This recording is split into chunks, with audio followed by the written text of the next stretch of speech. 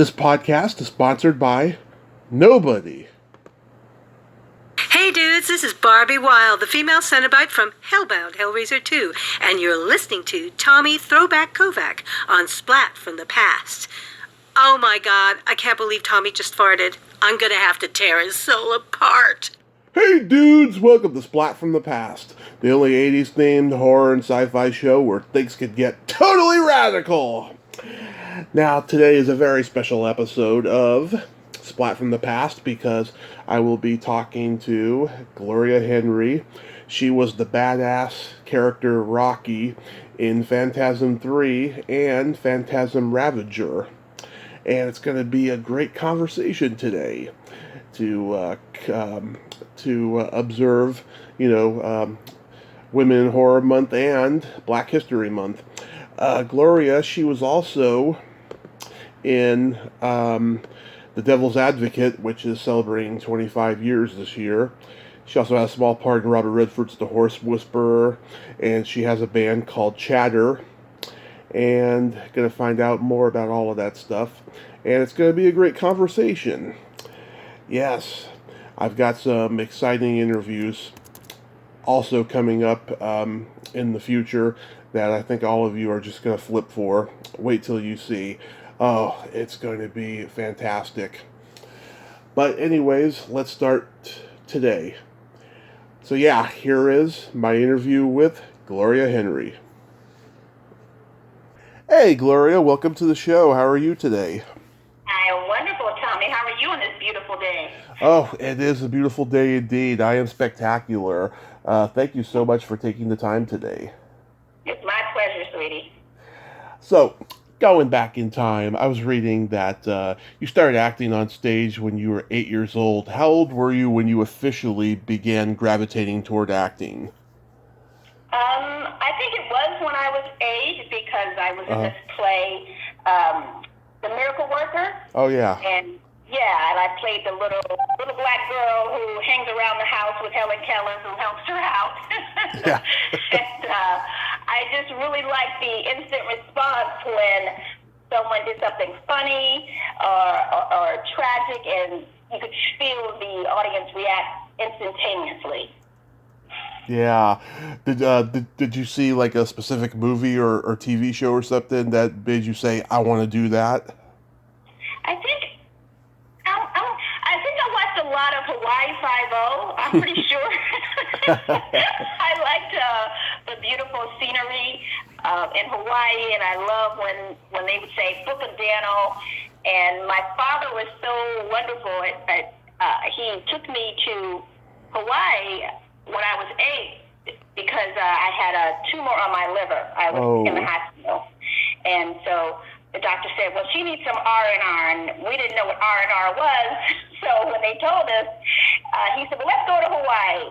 And he took me to Hawaii, and we saw the set, everything where they filmed Hawaii Five-0, and I was really taken aback by just what it means to be on television and people would see you and love you. And so I think that's probably one of the TV shows that got me going. Yeah. Oh, wow. God, you probably get your liver checked every year now after that. I'm doing good. Knock on wood. Thank you. Yeah, that's good. Wow. Yeah, so did you start doing school plays in community theater? I did a lot of community theater, and I moved up to doing more school plays when I was in high school. I actually, at one point, I got some bad grades, and my mom said, that's it, no more, doing the acting. And I was really upset, so I kind of lied for about a month straight and said I was going to the library when I was really going to rehearse for one of the school plays. And I pulled it off because the night of the show, I said, I'm going to my girlfriend's house.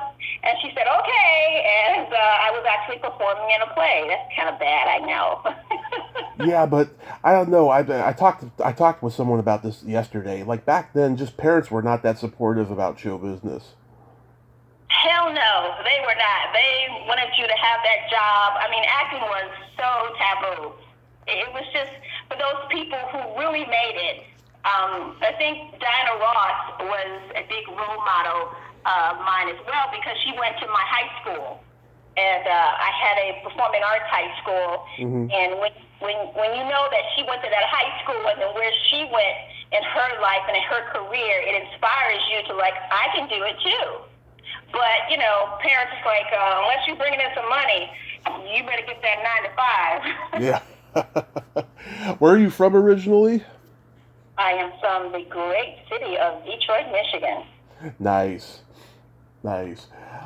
So you attended Wayne State University and got a BFA in theater arts, and that's where you is that where you created the children's theater? Yes.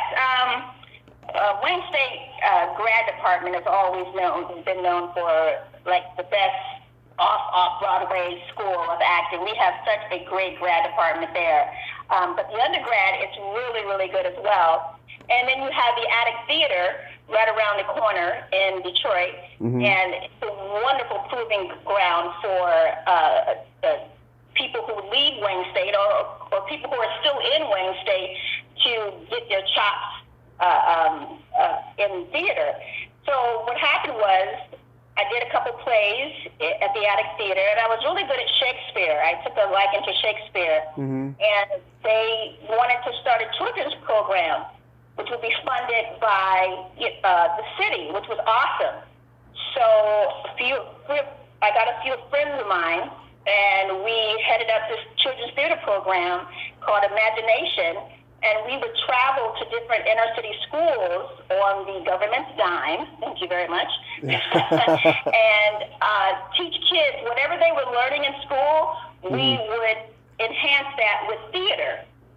So if they were in science, talking about, Newton, theory of gravity, things like that, we would get the kids together and we would act out some skits dealing with gravity so that they would get out of the books and they can really see what was happening when it came to science. Or if they were in English and they were reading literature, we would help them act out some parts of the literature to get their minds excited about what they were reading. Yeah, but when I was growing up in San Francisco, there was like no children's theater, but now it's everywhere. Right, exactly, because they're taking it out of schools, which is so sad. Yeah. That's the one thing you need for a kid to really expand their imagination.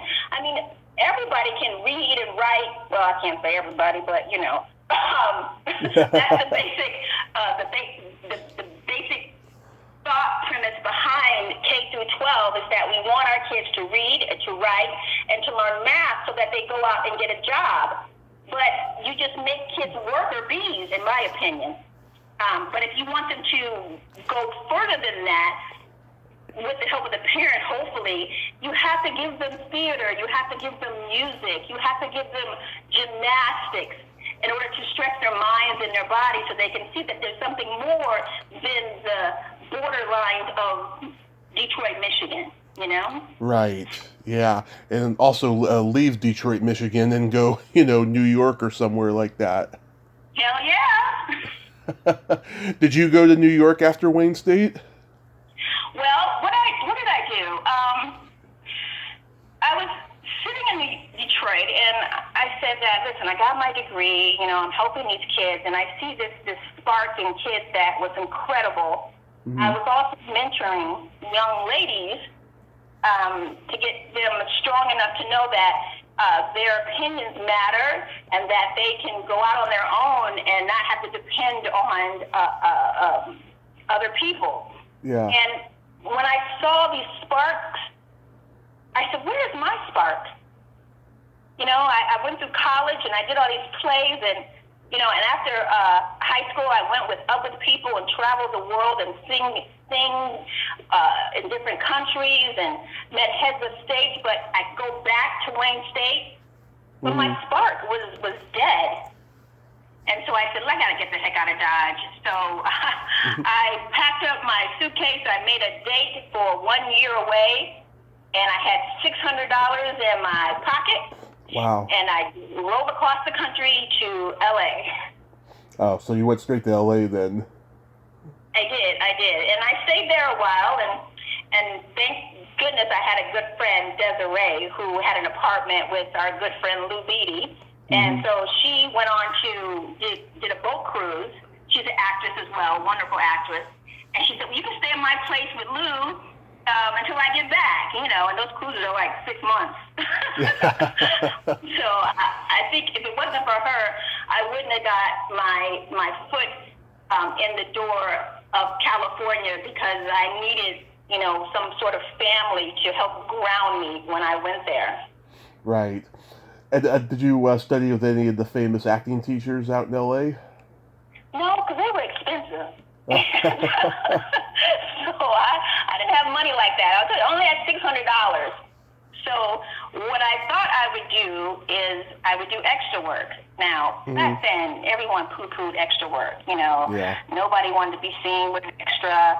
But I thought that if I learned all the, you know, stage directions, I know the stage direction, but movie directions of what to do, but behind camera, in front of the camera, you know, and POVs and things like that, it would help me become a better actress. Yeah. And it did. It was a really wonderful learning ground, because back then, before 9/11, you know, you could talk to the actors, you know, and maybe, you know, eat lunch with them. But it got to a point where, you know, movie stars didn't want to be seen with you. Television stars were like, oh, you're an extra. And I didn't understand it. I didn't understand it at all. And I felt very dissed by them. But, you know, I kept being an extra, and I worked my way up to start doing body doubling for people and stand-in work. And I really enjoyed that aspect of it. And once you get to know the crew, oh, honey, you are in. Yeah. they really help you a lot once you get close to the crew, because they, in my opinion, are the hardest working people on the set at any given moment.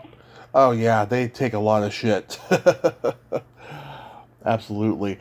What particular movies were you an extra on? I did a lot. I was, what's that show? Different World.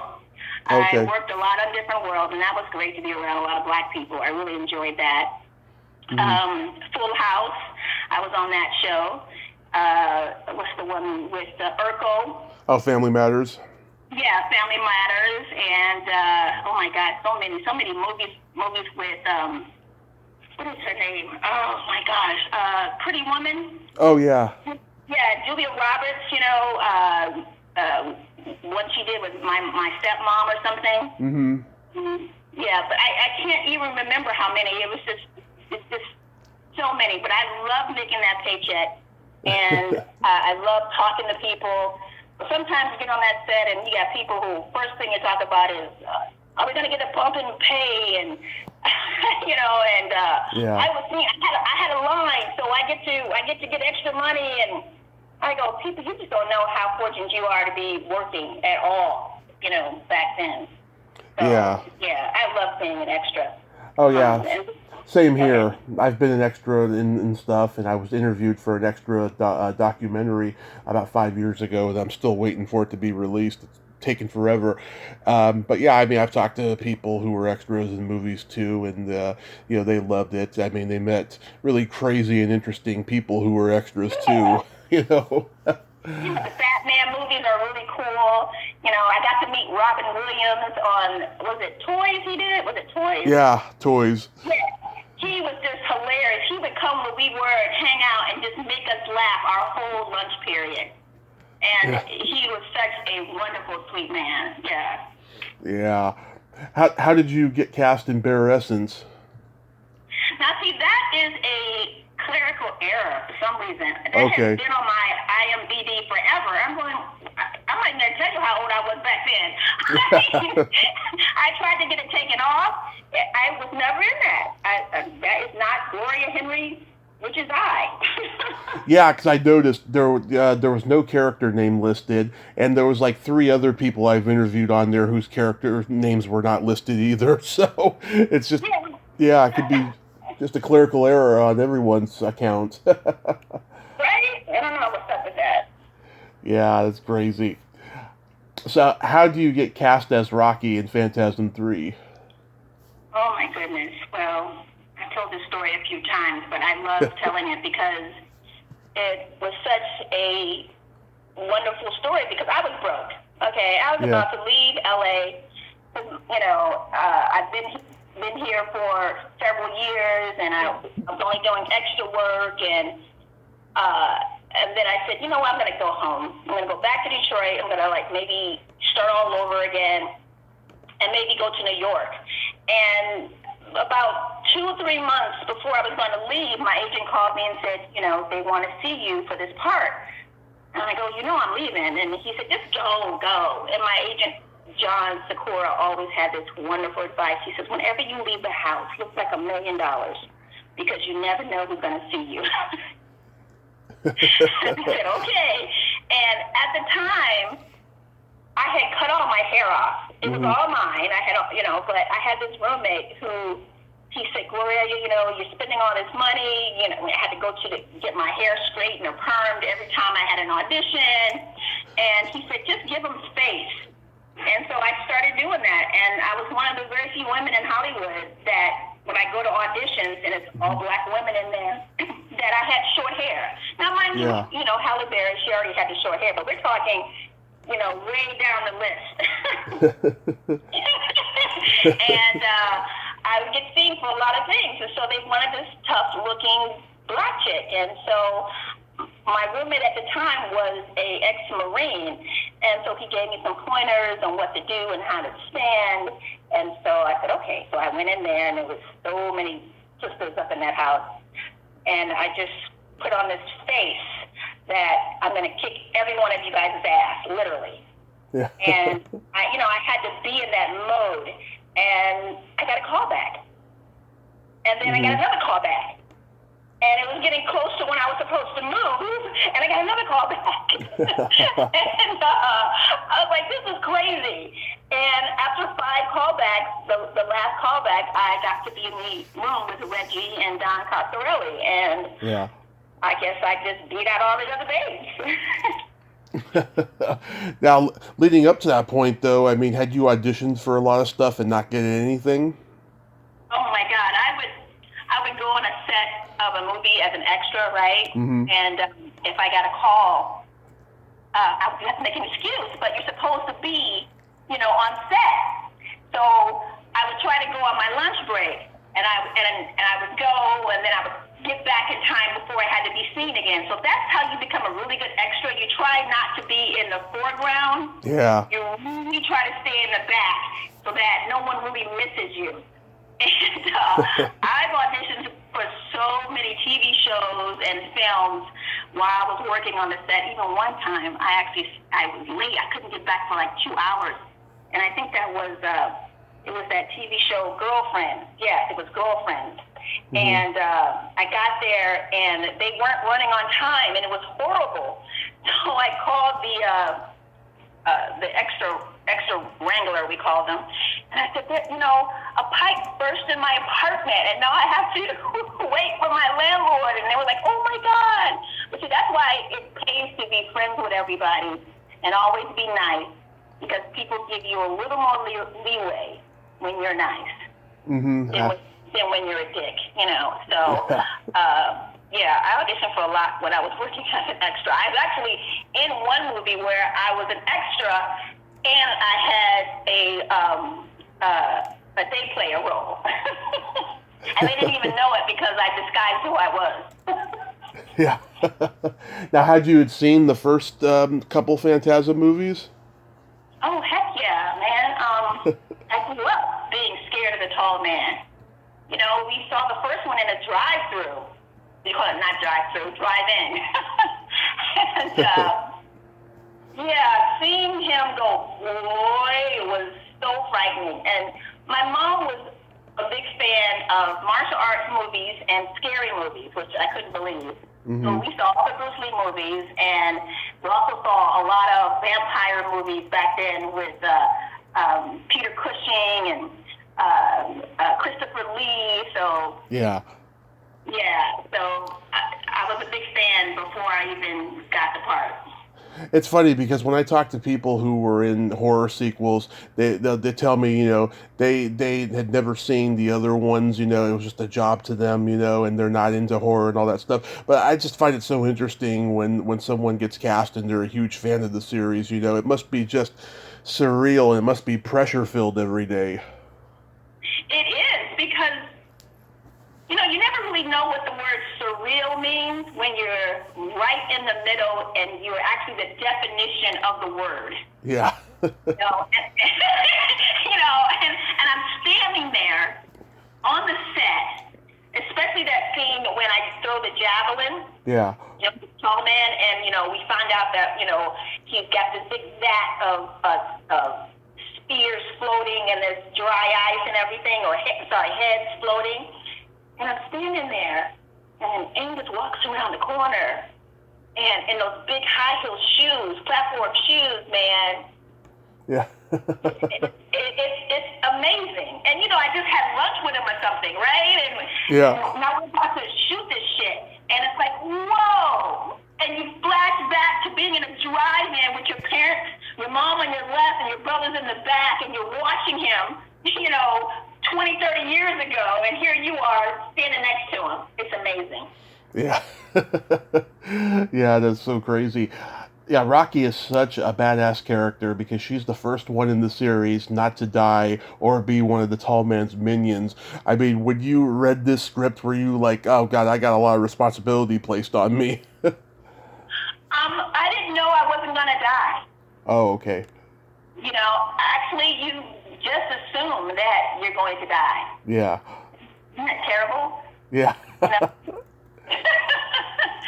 I don't know. It's just, you grow up, idolizing these black characters on film and television, and then to become one of them, and you already have a sense of their journey in these movies or television shows before it even happens. And I know, I'm really blessed not to be able to die. And personally, I don't think we've taken advantage of that, fully as far as the character goes. I think she should come back. I think, the bitch is back, whatever. It should just, because now you have black women, surviving and everything, and comedians joke about it all the time, how we always die and everything. Like, why are they not talking about Rocky? Yeah. It's not like Phantasm was under the rug. I mean, it's huge. Yeah. So you explain that one to me, Tommy. I have no idea. I mean, it sounds like to me that Don wanted to keep everyone's death a secret until the day of filming or something, because you said you didn't know if you were going to die or not. Right. Yeah, we actually had a screening, where we saw part of the movie and the audience gave questions and everything, and then they told Don that they liked my character. So I was really impressed about that. I'm like, okay, and maybe he didn't know if I was going to die or not, until he had that feedback. Yeah. How was working with Don? It was very cool, He's very laid back. He doesn't have a lot of in-your-face energy. Yeah. Because he's a very big presence because he's so tall. Yeah. And he knows exactly what he wants. And since this was like my first big film, boy, was I listening and hanging on to every word. I'm like, I'm not going to fuck this up. Okay. Everybody was treating me so great, and just to be on the set. Even today, whenever I do something large or big, when I'm ever on the set, I'm always saying thank you. Even if the girl comes by and moves a piece of hair off my forehead. Yeah. It's like, thank you. And Don was very respectful and just very generous with letting me use the dialogue that would fit Rocky the best. And I totally appreciated that. Yeah, I've met Don twice. He's a great, great, great guy. I enjoyed meeting him. He was supposed to come on here in 2019, and it didn't happen, unfortunately. I never heard back from him. Yeah, I went to Monsterpalooza in Burbank, and they were doing a Phantasm 40th anniversary. I met him. I talked to Reggie and Gigi because I'd interviewed them twice and got to meet them in person. They're great people. Uh, Did you Michael, not see me there? I was there too. were you there? I was sitting there right next to Reggie, baby. Okay, I don't remember seeing you, honestly. No worries.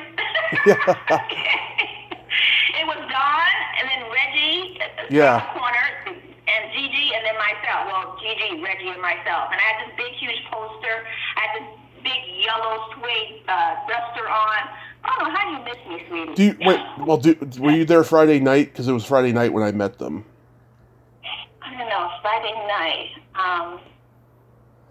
You know what? I probably wasn't there. I think I was there for Saturday and Sunday. Okay, that's why I didn't see you then. Yeah, okay, we cleared that up because I had to catch a train in, and you know, Yeah. I have a kid and everything, and I had to make sure everything was cool at home before I booked out. Yeah, I wanted to make a point to meet everybody on Friday night because I knew that as the weekend wore on, it was going to be jam packed there. Yeah, it did get jam packed, which is a good thing.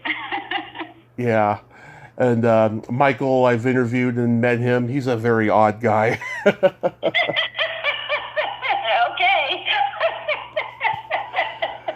Bill, he's a good guy. I like him. Yeah, he's very sweet. He's very sweet. Yeah. So was the third one a lot of fun to make? It was a lot of fun. Especially being on location in a cemetery and a mausoleum, you know.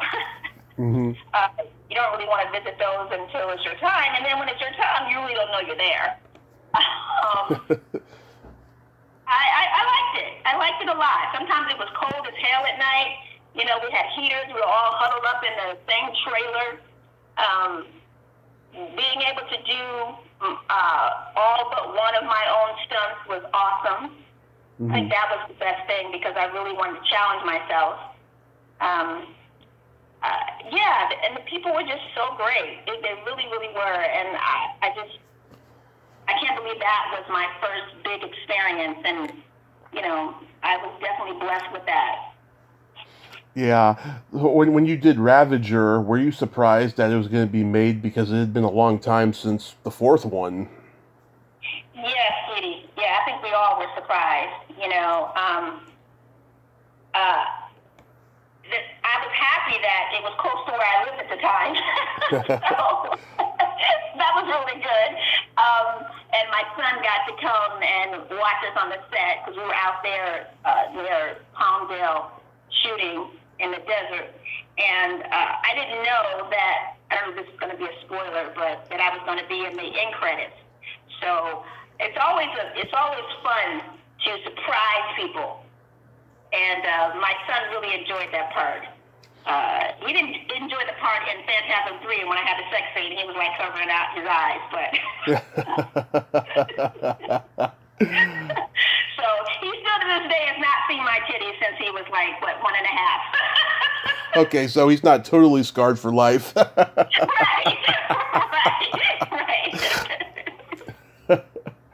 Was Angus in fragile health when you guys made Ravager? Angus wasn't on the set with me. Oh, okay. Yeah, so I didn't shoot with Angus. Yeah, and, you know, I was so busy as a mom and doing things after that. You know, I even left and moved to New York for a while. I didn't know he was in poor health, which was, I really wish I had known. I would have reached out. But no, I didn't know. The guy who directed Ravager, David Hartman, he came from TV. What was he like as a director? No, David is so cute. Okay. Oh my God. He's just, I just want to just hug him. He has such a good, wonderful energy about him too. and he's so talented. Oh my God, if you ever go to his Instagram and see all his monsters that he draws, it's amazing. Oh, I'll check those out. Yeah. Sorry, my phone fell. I think I would be a little scared as his wife if I knew my husband could draw such crazy characters. Yeah. Oh, all those creature and makeup guys. Oh my God, I'm sure their wives are terrified. Yeah, I know, right? It's insane. You know, my father-in-law, my husband's side, because he's a Russian. You know, he has an affinity towards knives, and so, you know, in his bedroom, he had knives on the wall. So when him and his wife would wake up, I'm going, what the hell? You know? So I can imagine if your husband was into gory faces and creatures of death. I might be a little frightened by that. Yeah. Why aren't you in Phantasm 4? That's a good question to ask Don. Oh. Guess he wanted to go into another direction or something. Yeah, that could be it too. And I was in New York too. You know, you never know why people do, you know, the things that they do, and you just hope that in the future that they will remember, you know, you for future projects. Anything I do, you just, you know, you go up to them and you whisper in your ear, I would love to work with you again. You know. Yeah, I mean, you seem easy to get along with. I mean, it seems like you're always, you know, you're always, you know, giving people good vibes to cast you again and stuff. Yeah, I think I try to do that, but sometimes, you know, you could be in a room and a person has seen you a million times and they love you, and they just don't cast you. You know, and I tell myself, you know, the next time, you really have to have a really thick skin. Yeah. Be in business, you know, because it can change you. It really can. And I think it really started to change me when I moved to New York, and I started to audition a lot because, I don't know, there's not a lot of happy people that surround you in the business in New York. You know, in LA, you know, you have the palm trees and the sun, you know, and you can hang out, and everybody has less clothes on, and people are so beautiful. So it's this freeing experience. But in New York, it's a little colder, literally. But I always thought that I brought a sense of joy when I would go in because, you know, I did more stunt work in New York, and I did a lot of modeling in New York. So I think it's just a different vibe living in New York. Yeah, is that where you got cast in The Devil's Advocate? Yes, that's definitely where I got cast there, and that was an amazing, you know, couple of days of shooting. You know, you always hate it when they edit you down to like a couple sentences. And I'm going, listen, we were here for 3 days. And, you know, they had stuff on the table like magically happening and things like that were going to be put in with CGI. And, but it didn't happen. But the best thing was being able to sit there next to Keanu Reeves and Craig T. Nelson, who was a favorite of mine from that TV show he did, The Coach, I think it was. Coach, yeah. Yeah, and Al Pacino. That was like, and Taylor Hackford, the director. That you sit there and you go, this is Al Pacino. You know? Yeah. It's like, dude, that's like, you know, the man. It's insane. And to have him talk about you or ask you questions, you know, during a take, he's awesome. Every take is different. Now, most actors would say that would drive me nuts, right? Right. But he is so good at what it does, you just go along with it, right? And he was, you know, on a break where we were between scenes, he was talking to me, asking me where I was from and everything, and I was talking to him, and then Keanu was next to me with his fine self. And so when Taylor said, okay, action, so he said, Tiffany, where are you from? Now, this is not in the script. I'm going, what the hell? And I go to say it, and he says, Michigan. And I went, oh my God, how did you know? And that's what they left in. 3 days of shooting. Okay. They left that in. And I don't care because, it was absolutely wonderful. And then it was so funny in the when you go to the screening in New York City and all the stars come out, I was literally right behind Yoko Ono in the chairs. And so when the credits would roll and it said Tiffany, my character, I would go, yay, Tiffany! And she turned around and smiled at me. I don't know if she was saying, shut up, bitch, or or good for you. Did you ask Yoko any Beatles questions? Yeah, right. No, like I said, you learn, to keep your distance or be very respectful of people who, don't want you so close. For whatever their reasons are, but, it's cool. It's cool. That's got to be the career highlight, though, to be on a set with all that talent. Yeah, it is. And then they talk to you like you're a normal person. Yeah. And I'm sitting there next to Keanu, and I said, my God, I can actually ask him a question. So I asked him, I said, you know what movie I like of yours the best? And he said, no, what is it? And I said, Johnny Mnemonic. And he looked at me, well, that's an educated choice. And I said, it's because his character was so intense that you could actually see the inner workings of his character, knowing that he had all that data in his head. Right. Yeah. It was a dark movie, the shark in the dark and rain and all that kind of stuff. They probably didn't have a lot of money. I get that. But his character was just spot on. I really like that. Yeah, I thought you were going to say Point Break or something.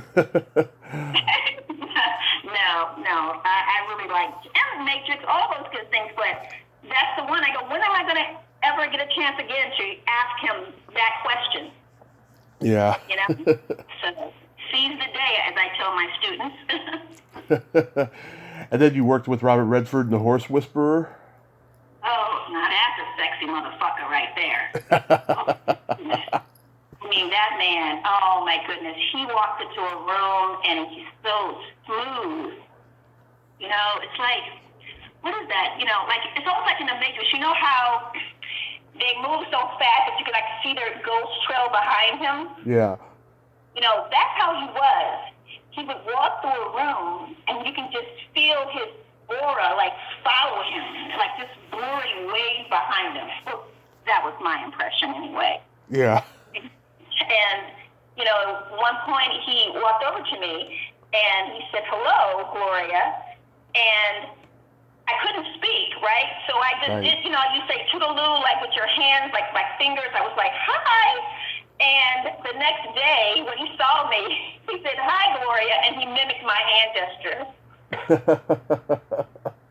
I was like, okay. Yeah, he was good. Yeah, he's a very talented guy. And look what he's done for independent film, with Sundance. Exactly. Yeah, he has a very warm energy as well, too. I like him. And just like I said, sexy motherfucker. Yeah. No matter how old he gets. I mean, ew. Yeah. You said I could swear, right? Oh, yeah. Yeah. I don't get a chance to swear when I'm with my kids. My husband and I, a long time ago, we made this pact, to not bring swear words into, our conversation. Yeah. And so at some point, sometimes if we slip, my son would say, Mom! Like, okay, sorry. But when you leave and you go with your girlfriends, it's like, fuck, shit, damn, Yeah. You get it all out. Oh, yeah. We curse like sailors in my family, I'll tell you. I can't even curse in front of my mom. If I have to say a swear word, I always stop the story and go, sorry. And then I say the word, I keep going. It's really weird. It's very... Well, I'll tell you, I remember my grandmother was 90 years old. My dad's talking to her on the phone, and she's an Irish woman from Kentucky, and he's saying fucking shit to her, and I'm just like, oh my God, I can't believe you're saying that to Grandma. And she's like, who do you think I got it from? Right? Yeah. Okay. It is a learned behavior. Yeah. What movies did you do stunt work for in New York? Oh my goodness. So I'm just going to ask. The Godzilla one that came in for a hot second. Matthew Broderick movie. Say that again. I'm sorry. Matthew Broderick. Was that the one we did? That was 1998. Yeah. I don't know. God, it's been so long, sweetie. Why you? Oof. That one and what's the other one? Oh my God, you're taking me back, baby. I think one that had, what's his name? Not Al Pacino, but the other guy. De Niro. Yeah, De Niro. Yeah, something on one of his movies that he did, and I did a lot of buffer work too. So, meaning when actors have to run through the city. Yeah. And and they hit people and they move people out the way, or you got to jump out the way, So I did a lot of that too, because you just can't hire regular extras to be jumping out of the way when a car comes on the sidewalk. So I did some stand-in work for what's her name? Oh, this is terrible. The beautiful black woman, Angela Bassett. Oh yeah. I did some arm work for Whitney Houston when she was alive. God rest her soul. They, hand inserts. So I was trying to find my way to work at all costs in New York City. It's a very competitive field to be in when you're there. Yeah. And you just have to go ahead. Did you work on a Spike Lee movie? Oh, I did. He Got Game. Oh yeah. Yeah, with what's her name? The beautiful model. Who's in the zombie movies. Oh, I know who you're talking about. This is terrible. This is terrible. Well, that beautiful babe, so we were on the set with her, and she is just awesome. That woman, she stays in character. The minute she gets on set, not even on set, the minute she gets out her car and walks into the makeup room or whatever, she is in character. Mm-hmm. You can't even call her by her real name. And she just, and her body is the body of death. Oh my gosh. Yeah. It's just, freaking awesome. Yeah, so that I like being on that one, being with Spike Lee. He's a good director too. He's very unassuming, but people gravitate around him, on the set, because people want to be in his presence. And I'm just in awe because I used to watch his older movies and realize, that he had to max out his credit cards in order to make his film. Yeah, she's got to have it. Right. He was really good, and that was an awesome time on that set too. Well, what made you want to start the band Chatter? Well, when I moved to New York after living in LA, I moved back home to Detroit, and I was hanging out for a while with my mom and family, trying to regroup. I said, I want to give New York a try. And so I stayed with some family in Jamaica, Queens. Mm-hmm. Shout out to the Toenails family. Woo-hoo. And I have a cousin. His name is Brian Hartgrove. Mm-hmm. And he was in a very well-known band called Public Enemy as a bass player. And this is when you meet cousins you don't see all the time. Yeah. But you have them. So I'm hanging out, in my great aunt's house and trying to work, being a caterer in New York, trying to keep some money in my pocket and auditioning and modeling. And he said, Gloria, he said, so, do you sing? And I'm like, hell no. I said, but I can tap dance. So he said, no. He said, you have a really great look. And, I was wondering if you, want to just, work with some music with me. I'm like, okay, that's cool.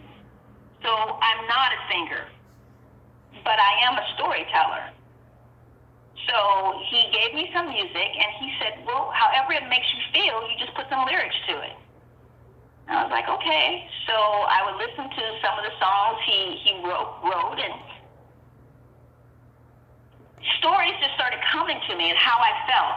Yeah. And yeah, he really enjoyed them. And so, you know, he worked at the Manhattan Center. You know, he had a studio up there, and, you know, we started recording some stuff. I was like, this is crazy. And we got this a gig at this bar in New York City where we would go like maybe once a week, and, you know, he got a band together for me. And he said, you like to talk? He says, you know, I said, yeah, it's just, you know, useless chatter, basically, you know, most of it. And that's what we call the band, chatter, because I do a lot of talking. And it was so awesome, Tommy. I mean, once again, I'm back there on that stage, getting that live feedback, you know? Yeah. And people, you know, most times people are drinking and everything, but because I did these costume changes, you know, I would run into the bathroom and I would change my clothes, and, you know, that had hanging on inside the bathroom stall, and I would run back out to the crowd. People were literally like watching me. They weren't drinking or talking. And I had this cool fan base that would come, you know, and it was really awesome. And I thought, well, is this the direction that my career is going to go now? But I put so much effort into my acting career. Yeah. You know, I kind of felt bad that, do I have the energy and the money to, like, now devote it to music? So, yeah, it was a hard leave. You know, it was hard for me to leave that. But it was 2 years of, like, really great fun. It really was. And yeah, I enjoyed that. Yeah. You played all the clubs in New York? No, we didn't. We just had one club because, mind you, I had other, you know, gigs. I was acting and doing stunt work, and I still had to cater, you know, to make $25 an hour. That was really important to me because I could pay the rent with that. Yeah. And I catered at Cipriani's on Wall Street, which was awesome, and I got to meet a lot of stars there too by catering. So, you know, Rod Stewart and Diana Ross, and Dalai Lama, what's her name, Trump's ex-wife. Oh, Ivanka. Yeah, whose boyfriend at the time hit on me. That's another story. Yeah. That was a really great gig too. So, yeah, I had to decide what I wanted to do. And after Devil's Advocate came, I said, you know what, I need to go back to LA. Because I felt my soul hardening a little bit by being on the streets of New York. You know, and you really can't find love in New York because you're always moving. Did you get to record any of the music? Yeah, we got a CD, and it's really good. And sometimes, you know, I play it in my car. But see, once again, if I put more energy into that, that's money diverted away from my acting. Yeah. And so I felt bad that I let that go by the wayside. But I'm tempted to put a couple tracks on my Instagram. I gotta learn how to do that though. I'm still kind of computer unsavvy. Well, at least you got to try something new, you know, and give it a whirl. Yeah, you know, I liked it a lot. I would do it again in a minute. I really would. Maybe as a possible reunion in the future, you know, after everything gets under control from COVID. Hey, you know, this zombie apocalypse is a bitch. Yeah. It really zaps the energy out of you. I mean, I want to go back to work. I've been to a couple auditions and a couple Zoom auditions. It's just not the same, and I'm a bit of a germophobic.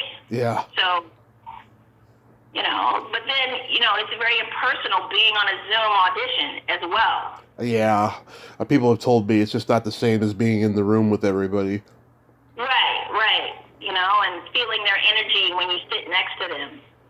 You know, and getting your name called to go into the room. right? Right. Auditions in So, general are just are just pressure filled. I mean, the directors that don't audition people, God bless them, because they make the actor's life so much easier. You know, at least that's what I observe from it.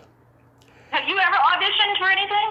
Oh yeah, I mean, being a stand-up comedian, I had to audition for clubs a lot, and just like they want everything, boom, boom, boom. It's like what you see on TV on like Last Comic Standing and stuff. They just want boom, boom, boom. It's like I'm not a boom, boom guy. I have to warm the crowd up. I have to warm them up. And yeah, I mean, I auditioned for The Sound of Music when I was in high school. There was a musical that we were doing that winter season, and I was just like, yeah, God, I just don't like this crap of having to audition, and just you get these spoiled rich kids getting in because their parents are putting so much money into the school drama fund. It wasn't fun in that regard, but I do love acting. I do love it, if I can get, offered something, I'll do it. Right, right. But we all love to be just offered something. Okay. I did stand up one time. Oh. Yeah, it was in the midst of all my extra work, and a friend of mine who, Raw Lewis, the movie Cool Runnings. Oh, yeah, Raleigh D. Lewis, right? Yeah, he's a really good friend of mine.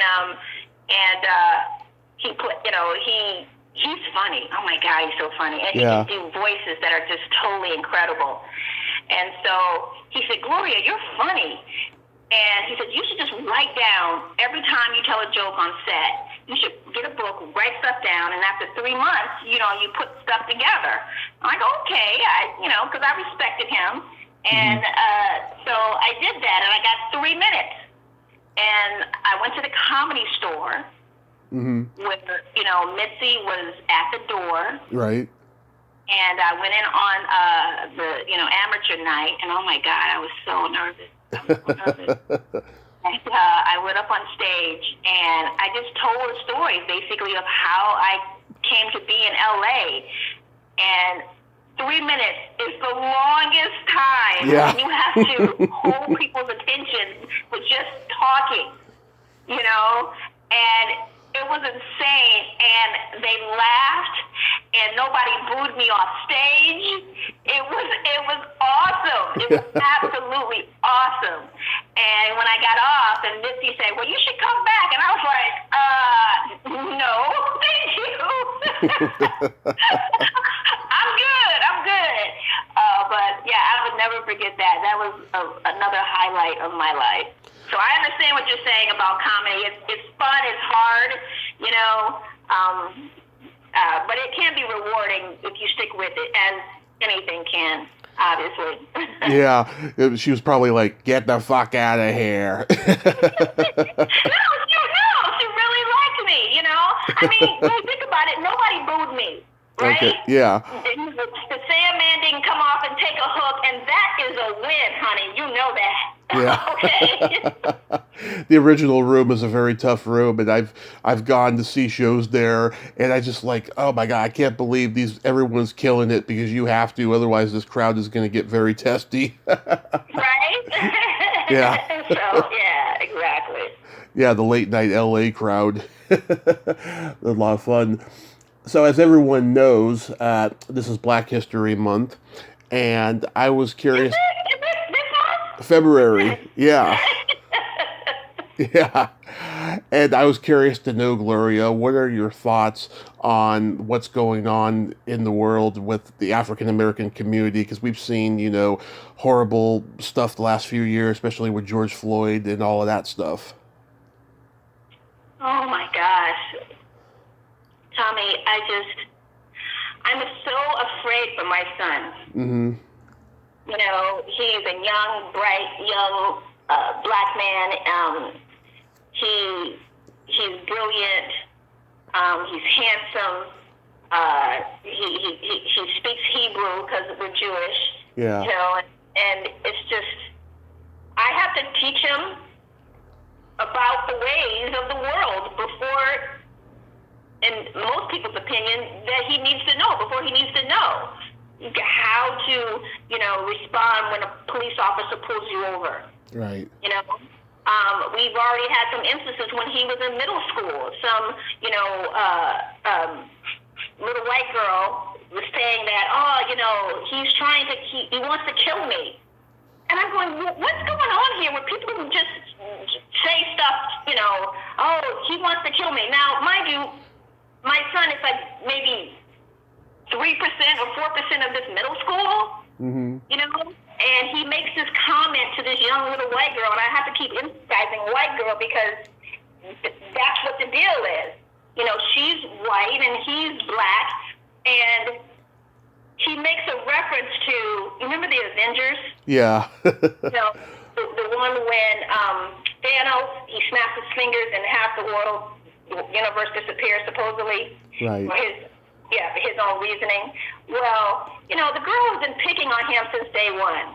And I've always told him, to ignore those people, just keep it moving, right? Mm-hmm. And, well, this one time she just kept at it. And he said, Thanos was right. And he should start with you. And that's what got him into trouble. Yeah. And they were like, oh, my God, he wants to kill her? So this middle school that I have volunteered at for years, people know my parenting methods. All of a sudden now, this little black kid is about to be expelled because this little white girl is scared that my son's going to kill her. Now, if this can happen in middle school, I'm afraid for him out there in the world. Yeah. And I have to teach my son every day that, people are going to say things.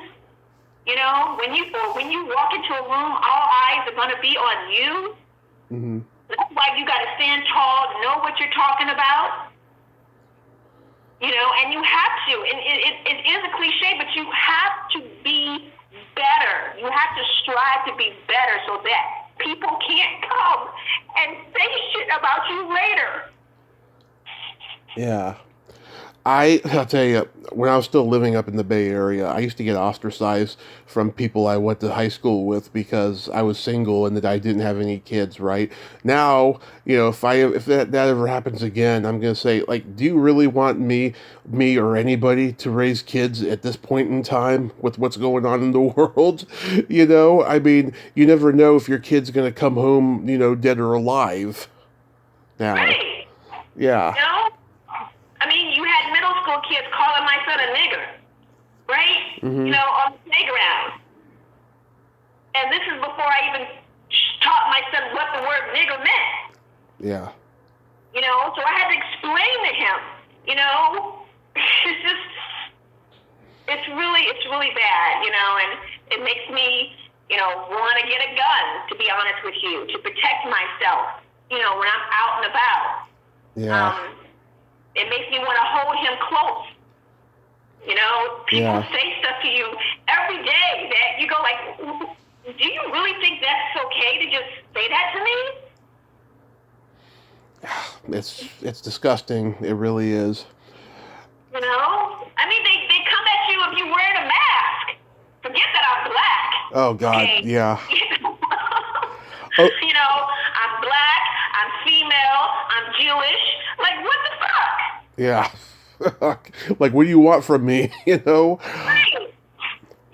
And so many times I feel like I just want to hit somebody, but, you can't do that, right? 'Cause Not unless they come at you first. Yeah, well, this is true. If I tell my son, you have to jeet them first when they start coming at you. Has he taken self-defense classes? Oh, yeah, sweetie. We started him when he was 4 That's at our good. martial arts school in L.A. That's good. At Magda Institute. He knows how to use a stick, eskrima, jiu-jitsu, Thai boxing. I've done it. My husband, he got me into it. I am okay with gouging somebody's eyes out with my fingernails. I have no problem with that. I have no problem with grabbing a pair of balls and pulling very strenuously towards me. Or just picking up a brick and knocking somebody out. I'm just saying. Yeah. So do you have any upcoming projects you'd like to mention? I'm working on something now. I'm just going to say this. I'm not going to say what it is, but with Gigi Bannister. Oh, I know what this is. Okay, so I'm not going to give it away. But I've been on a few auditions as well. But I think, the biggest project is just, raising my son for the next year and a half until he goes off to college. Mm-hmm. I just really have to devote my time to him because I don't want him to, stray. I mean, we're in a great school district, don't get me wrong, but ain't a lot of black people here. And I just think that his foundation has to be set, and I guess to make sure that he can be on his own when he leaves me to go off to college. Yeah. Yeah. Yeah, Gigi told me a couple of years ago, the last time I talked to her, about that project. I'm excited for it. I think it's going to be fucking awesome. Yeah, me too. I can't wait. I really can't. I think it's time for, her idea to come alive. Yeah, she owes me a solo podcast in the future, so I'm sure we'll be talking more about that and stuff. So really quickly, there's a secret silly game that I like to play with guests. This is a series of silly slumber party questions, no win or lose, just pure fun. And how the game works is I ask you the question, you answer it, and then you ask me the exact same question and I answer it. Okay, sounds good. And feel free to comment on answers. Okay. Okay. Gloria, are you ticklish? Actually, what I want to be, I'm really good at holding my laughter, and my son hates that. Really? How are you not ticklish on your feet? I am. I just can't let you see that. Okay, so Tommy, are you ticklish? Oh, yes. I've been known to hit people in the groin without warning. I'm so ticklish. Oh, my goodness. Okay. Note taken. Yeah. No, just let me know in advance, Okay. What's your favorite part of the body? It could be anything. Of my body or just a male body? Yeah, just in general. In general. My favorite part of the body. I like my ass. Mm-hmm. Yeah. I think I have a juicy ass. And my eyes. I think I have my favorite part. They can be very expressive. Now that we have to wear masks all the fucking time. You do have pretty eyes, I have to say. Oh, thank you, sweetie. All right, Tommy, what is your favorite part of the body? The belly button. Okay, and why is that? I had a girlfriend when I was 6 years old. She had a really cute outie belly button, and I regret not being there for her in junior high, and she turned out really fucked up and stuff, and it's just like she's always been like the girl that got away, because she was literally the only girl in our first grade class that was good to me, and we spent a lot of time together. Wow. You ever reached out on any social media to find her? I did, and she didn't respond, and her best friend, told me on her behalf that, she's, in a loveless marriage, and she's all drugged out, and she's got all these kids, it's a sad situation, unfortunately. Damn. Okay. Yeah. Well, you should do a text and go, hey, how you doing? Just, you're not trying to marry her, but just say, hey, how you doing? Exactly. But I don't know. What color are your toenails painted? Right now they're silver, and I was literally trying to call my manicurist today because I'm going to go to Guadalajara in a few days, and I need my toenails painted, and I need a nice foot massage. Nice. What about yours? What color are your toenails painted? Right now they're not, but last time they were lavender. Oh, one of my favorite Yeah, I like to go elaborate. I've been painting my toes since I was 13, so I always like to go elaborate. Okay, and your parents were really cool with that? At the beginning, they thought it was kind of weird, especially since I was trying to hide it in the beginning, right? But no, they accept it now. All right, cool. Um, what would you say is your best personality trait? My kindness. You are very kind. Yeah, I think I'm a very kind person. Even my husband, who's Russian, Russians, they don't like a lot of people. He says, Gloria, you are the kindest person that I know. And I think that's a good trait to have. I agree. Yeah. What about you, Tommy? What's your favorite trait? Best personality trait. Best personality trait. I have empathy and I have no filter. Okay. Have you ever let your filter go in front of somebody? In what? You shouldn't have. In what way? Because I'm confused by that question. Well, being in front of someone and you just let your filter fly when maybe you could have pulled back and not. Oh yeah, I've done that quite a bit. I've made a lot of people uncomfortable. Some people, they've gotten to know me and they know that I'm a good person and all that, and the other person, they just go on talking shit or whatever. But yeah, I made people, love my potty mouth. People used to tell me that I reminded them of Chris Tucker in my earlier days. Oh yeah. I You could know what that means. I can see that a little bit, yeah, with the amount of fucks you've said in this podcast, yeah. Okay. And then my favorite question, is there a stinky smell that just makes you gag? Oh my gosh. The stinky smell that makes me gag.